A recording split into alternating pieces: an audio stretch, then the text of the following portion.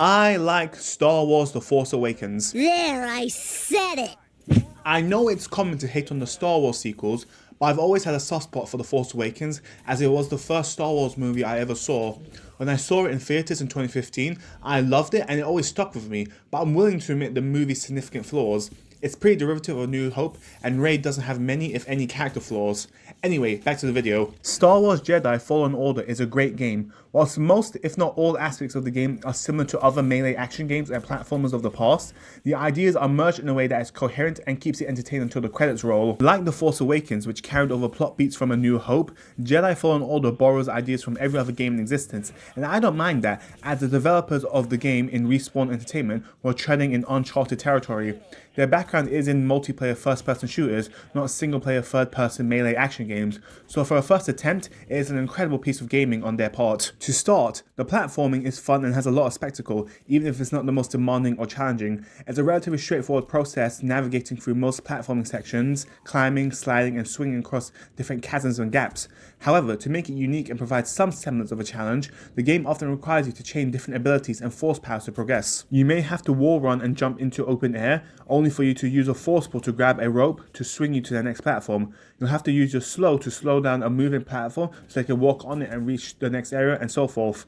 The mini puzzles in platforming sections break the monotony and provide a nice break between combat sections. It's quite Uncharted-esque with an emphasis on spectacle and exhilarating set pieces such as the sliding sections. One significant aspect of the game that could either gel with the player or leave a sour taste in the mouth is backtracking. As you gain new abilities like the double jump, wall run, force pull and push, you can access areas that were previously locked off.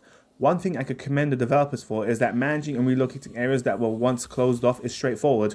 Without the required ability, the section and environmental feature that were once marked red will be marked green, indicating to the player that this new area is now accessible. Making it clear to the player which areas on different planets can now be explored is helpful and eliminates the mental logging and tracking players have to do. However, the map does not mark what treasures lie at the end of the tunnel. It could be something practical like sense echoes, health stims or upgrades to the health bar and force meter, or it could be ponchos. You're going to have a great time. No. You might meet some new people. No. The issue of spending too much time exploring the map and different planets only to be disappointed in the treasure at the end of the tunnel, but at higher difficulties it is almost mandatory for you to explore. When you first start the game, you have 2 health stins and a relatively minor health bar, yet you need more health to survive and the map does not mark where to get health upgrades. It's effectively trial and error. You either find something useful or something cosmetic. I can see a scenario where a player may only have 3 health stims and 1 upgrade to the health and force bar throughout the entire game, which I can imagine will make the game a slog to get through. It hurts when I breathe. Well then, what do you think you should stop doing?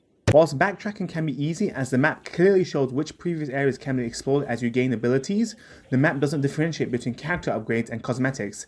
In addition, there is no fast travel within a planet. You start and leave at a planet in the exact location, which can make exploration particularly tedious and cumbersome. Zephyr was a pain to explore. You start in the hangar area and you have to travel for what feels like hours just to reach new locales, such as the underground labyrinth and the crashed spaceship. Ultimately, it goes down to the player's preferences if they'd like to backtrack to previous areas, but at the very least, you won't get lost. Focusing on the combat, it takes heavy inspiration from Dark Souls and Sekiro, but still has some originality and keeps you entertained until the last battle. One wise decision was how they managed the light versus heavy attacks. More often than not, with games, one attack was clearly better than the other, so you just spam it, and neither attack was tied to a limited resource bar, so you can continue to spam it with no consequences. In Jedi Fallen Order, heavy attack is clearly better as it does more damage to health and the enemy's block meter, but it takes force to use it, so it'll be more reliant on light attack for damage and breaking the enemy's block. Like in Sekiro, you and the enemy have a block meter. Breaking it leaves you and the opponent vulnerable to an attack. You could spam light and heavy attacks to break the enemy's block meter, but the primary method for breaking block is the parry. Playing on Jedi Master, the parry window was in that perfect sweet spot where you had to time it just right, but the window was long enough that even more inexperienced players could pick up the timing for most, if not all, enemies in the game. The game provides a wide range of tools for dealing with large groups. Force push, force pull, dual wield lightsabers and double bladed lightsabers are all viable options against a small horde. The options you have when you face more than one enemy help set it apart from Dark Souls, as in that game, the combat system was tailored for one-on-one combat. Groups larger than 2 are tricky to defeat. but Jedi Fallen Order does not run into the same problem. This can help keep combat at a relatively fast pace, as you don't need to aggro and fight enemies one at a time. You have the weapons at your disposal to fight large hordes. Another significant aspect of the combat is its link to the progression system. Instead of improving your character via increasing levels like an RPG, Cal improves his skill set by gaining new abilities with his lightsaber, force powers, and survivability. One wise decision from the developers is that you often come across an enemy that would be particularly difficult to defeat, like the Walker and Tomb Guardians, which almost act like mini-bosses. However, right after the encounter, you gain a new ability which makes the fight more manageable. I'm pretty sure that this was intentional, as it can help provide a contrast for the player on how much they have been progressing, and that progression wasn't due to some arbitrary number increasing. Still, your skills as a Jedi have expanded. The combat loop goes as follows. You deal with ranged enemies first, as 1 or 2 parries of the blaster bolts are enough to kill them. Then you deal with scout troopers, which offer a small challenge, as you have to parry their melee attacks to kill them effectively. However, the reason why you deal with ranged enemies first is that parrying the melee with blaster bolts in the background can be difficult, as you have to press the block button on and off in quick succession. Lastly, you fight the Purge troopers, who are stated to be your equal and have unique tricks up their sleeves which can catch you off guard. The Purge commander likes to keep you at a distance, and once you do close the gap, they often drop a stun grenade that keeps you in place. The Electric Baton Trooper has a large flurry of attacks, so you will require multiple successive parries to stun them. They can still counterattack even after you parry one of their strikes. With the Purge Troopers, you'll be more reliant on the Force meter to dwindle their block and health bars, and that ties nicely into the next segment, being the Jedi Fallen Order version of the stamina and mana bar. The light attack, dodge, roll, and parry are the only combat abilities that don't use any force. The Force abilities, heavy attack, and dual-wielding lightsabers use your Force bar, so you have to decide which ones you want to use over the other. There are opportunity costs of using one ability over another. The heavy attack breaks block bars, but you struggle to deal with ranged enemies as you can't use a force ball to bring them close. You can slow a large group of enemies, but if you use a heavy attack to damage them, you'll be particularly low on force. When I played, I mostly used the heavy attack, as that did the most damage to health and block bars, but I can see other players using the different abilities more frequently. A common technique is to use the force push to push enemies off the map. I've just pushed some people and run away.